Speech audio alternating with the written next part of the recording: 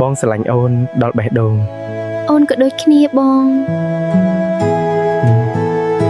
កូនមិនអាចស្រឡាញ់បរិះក្រីក្របែបនេះបានទេយើងត្រូវរត់ឥឡូវនេះកុំបារម្ភខ្ញុំនឹងការពារអ្នក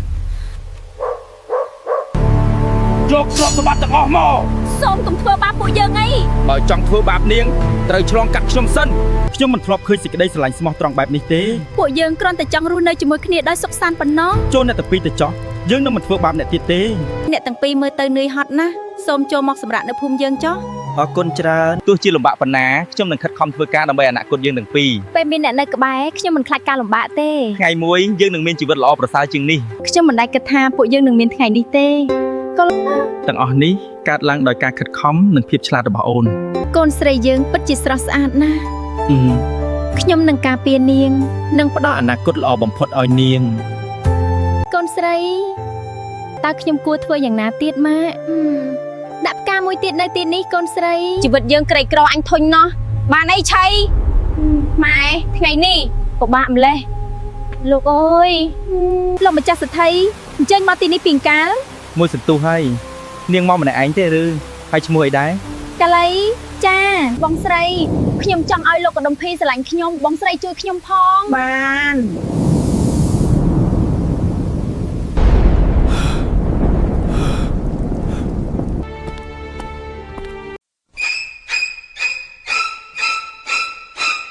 កលកែសី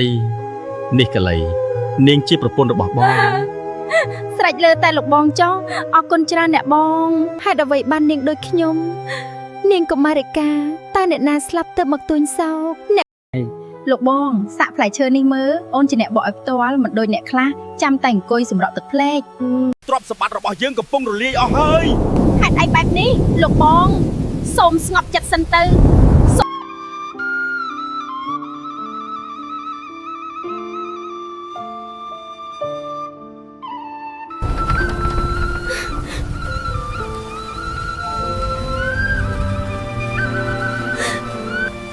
លោកប្តី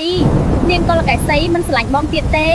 បងត្រូវរកវិធីសាស្ត្រកម្ចាត់នាងចេញកុំឲ្យចង្រៃណាលោកប្តីអូននិយាយពិតមែនឬកលីជិះទូកគិតតែវល់តែបើរឿងក្បត់ប្តីវិញនាងប្រកែកណាស់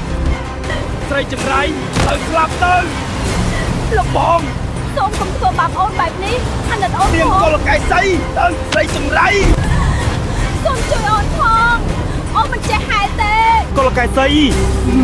នាងនៅឯណាហេតុអ្វីស្ងាត់បែបនេះនាងកុលកែសីឆ្លើយមកបងផងពុកម៉ែខ្ញុំនៅឯណាពុកហេតុអ្វីពុកមិននិយាយម៉ែហើយម៉ែទៅណាបាត់ហើយសូមឆ្លើយមកកូនផងម៉ែ